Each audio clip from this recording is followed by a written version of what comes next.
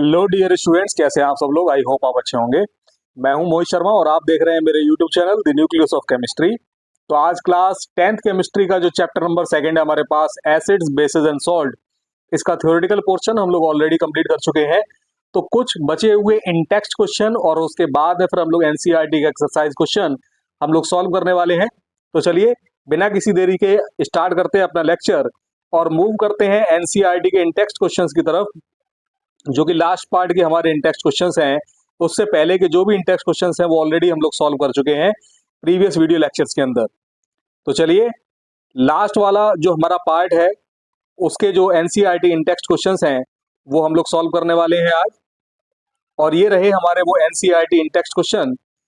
तो देखते हैं क्वेश्चन नंबर फर्स्ट हमारा। तो क्वेश्चन नंबर फर्स्ट आपको दे रखा है यहाँ पर, what is the common name of compound CaOCl2। तो आपको दे रखा है कि जो CaOCl2 है इसका जो कॉमन नेम है वो क्या है।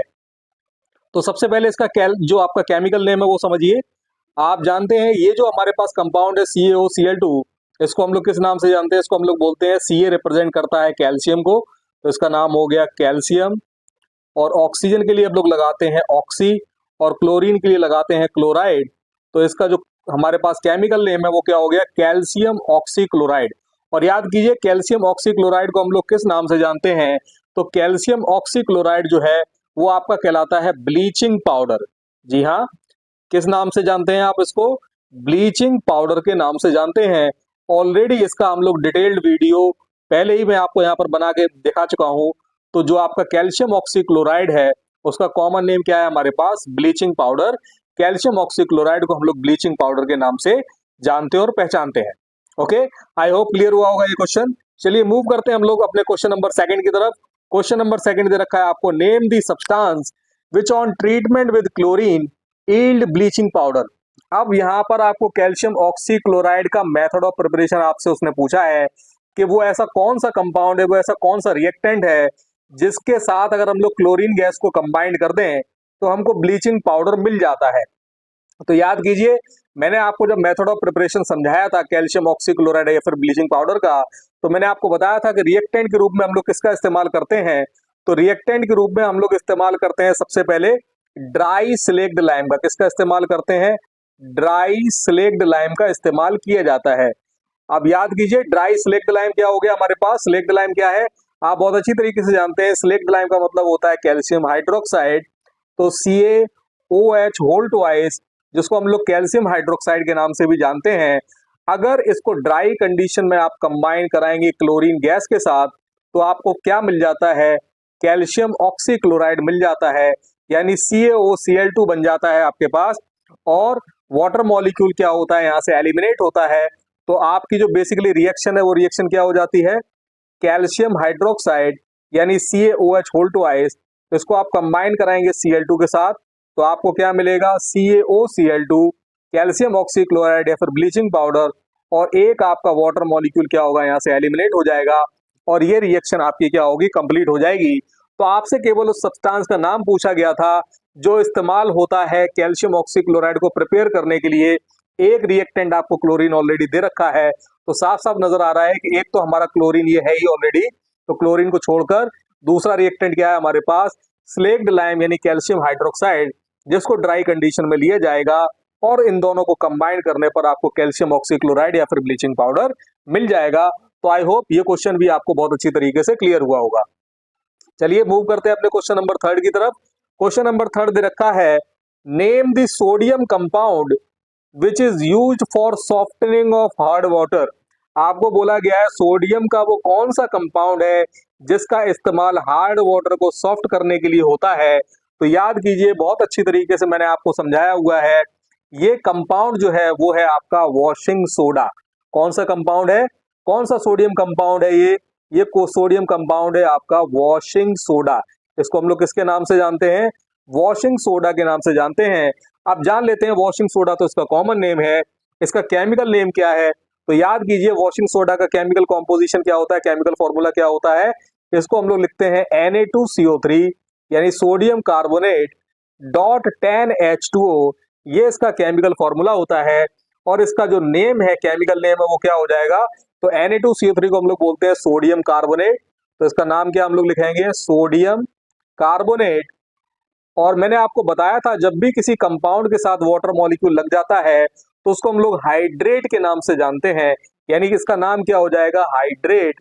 और हाइड्रेट के आगे क्योंकि 10 लगा हुआ है तो 10 के लिए वर्ड इस्तेमाल होता है डेका। क्या इस्तेमाल होता है, डेका।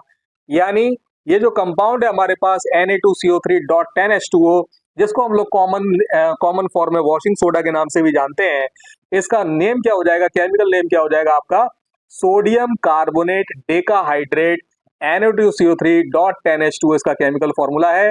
केमिकल नेम हो जाएगा इसका सोडियम कार्बोनेट डेकाहाइड्रेट, जिसको हम लोग वॉशिंग सोडा के नाम से भी जानते हैं।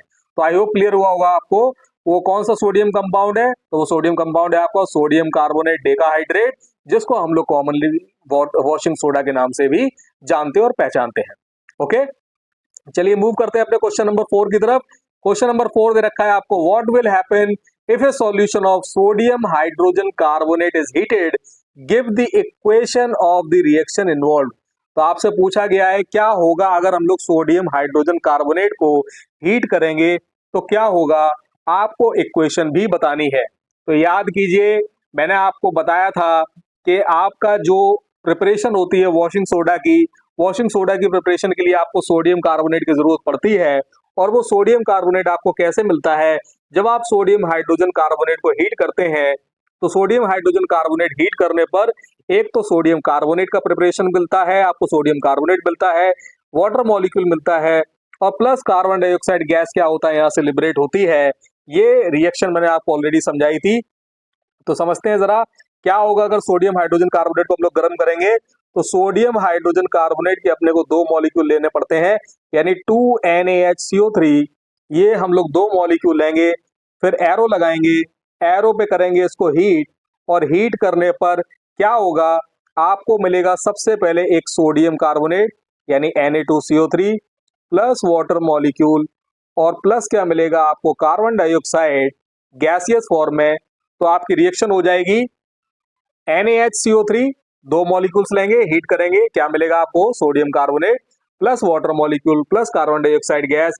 इस पर्टिकुलर सब्सटेंस को, जिसको हम लोग बेकिंग सोडा के नाम से भी जानते हैं, सोडियम हाइड्रोजन कार्बोनेट क्या है याद कीजिए, सोडियम हाइड्रोजन कार्बोनेट को हम लोग बेकिंग सोडा के नाम से भी जानते हैं।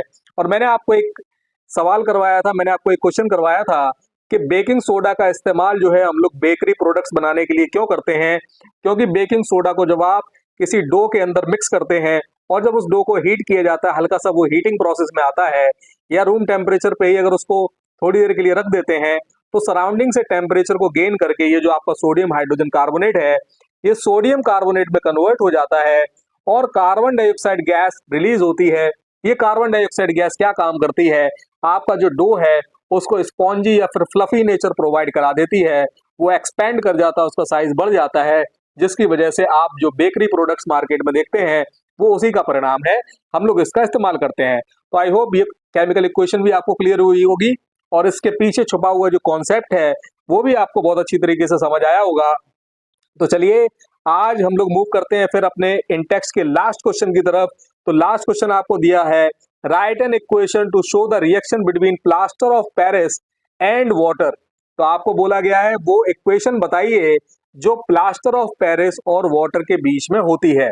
तो याद कीजिए मैंने एक क्वेश्चन कराया हुआ है आपको प्रीवियस वीडियो लेक्चर के अंदर, why we always store plaster of Paris in the absence of water, या फिर इन एनहाइड्रस कंडीशन या ड्राई कंडीशन, कि प्लास्टर ऑफ पेरिस को हमेशा ड्राई कंडीशन के अंदर या फिर एनहाइड्रस कंडीशन के अंदर ही स्टोर करके क्यों रखा जाता है। तो मैंने आपको बताया था कि जो प्लास्टर ऑफ पेरिस होता है ये मॉइस्चर या वाटर की प्रेजेंस में वाटर मॉलिक्यूल को कंबाइन करके एक कंपाउंड है जो कि हार्ड होता है काफी नेचर के अंदर, जिसको हम लोग बोलते हैं जिप्सम, उसके अंदर कन्वर्ट हो जाता है। तो ये बेसिकली जो रिएक्शन है, इस रिएक्शन में प्लास्टर ऑफ पेरिस को आपको किस में कन्वर्ट करना है, पीओपी को किसके अंदर कन्वर्ट करना है, कन्वर्ट करना है आपको जिप्सम के अंदर। तो सबसे पहले जानने और समझने की कोशिश करते हैं कि जो प्लास्टर ऑफ पेरिस है उसका केमिकल कॉम्पोजिशन क्या है, उसका केमिकल फॉर्मूला क्या है। तो प्लास्टर ऑफ पेरिस का जो केमिकल फॉर्मूला होता है वो हमारे पास CaSO4 डॉट हाफ H2O, यानी प्लास्टर ऑफ पेरिस का केमिकल नेम क्या होता है, calcium sulphate hemihydrate. Hydrate के आगे अगर हाफ लगा देंगे तो हाफ के लिए हम लोग क्या इस्तेमाल करते हैं, वर्ड हेमी वर्ड इस्तेमाल करते हैं। यानी प्लास्टर ऑफ पेरिस का केमिकल नेम क्या हो गया, कैल्शियम सल्फेट हेमी हाइड्रेट। और अगर इसको मॉइस्चर की प्रेजेंस में रखेंगे, पानी की प्रेजेंस में रखेंगे, तो ये क्या काम करेगा, प्लास्टर ऑफ पेरिस सराउंडिंग से 1.5 मॉलिक्यूल्स ऑफ वाटर इनको अपने साथ कंबाइन करा लेगा और कन्वर्ट हो जाएगा CaSO4 डॉट 2H2O, यानी कैल्शियम सल्फेट डाइहाइड्रेट। और ये जो कैल्शियम सल्फेट डाइहाइड्रेट है, ये हार्ड सब्सटेंस है जिसको हम लोग जिप्सम के नाम से भी जानते हैं। किसके नाम से जानते हैं, जिप्सम के नाम से जानते हैं। तो आपको इक्वेशन पूछी गई थी, तो इक्वेशन क्या हो जाएगा हमारे पास, CaSO4 dot half H2O plus 1.5 of H2O molecule which gets combined together and gives us CaSO4.2H2O, जिसको हम लोग जिप्सम के नाम से जानते और पहचानते हैं। ओके, तो आई होप आपको ये जो लास्ट के जो बचे हुए 5 इंटेक्स क्वेश्चंस हैं वो आपको क्लियर हुए होंगे। इसका जो डिटेल्ड एक्सप्लेनेशन मैंने आपको दिया है वो बहुत अच्छी तरीके से समझ आया होगा। अब इसके आगे बस खाली 2 लेक्चर्स और बचे हुए इस चैप्टर के, जिसमें NCERT के जो एक्सरसाइज के क्वेश्चंस हैं वो भी मैं कंप्लीट आपको सॉल्व करवा दूंगा। ओके, तो इसी तरीके से चैनल को सपोर्ट करते रहिए, चैनल के साथ बने रहिए। Thank you very much.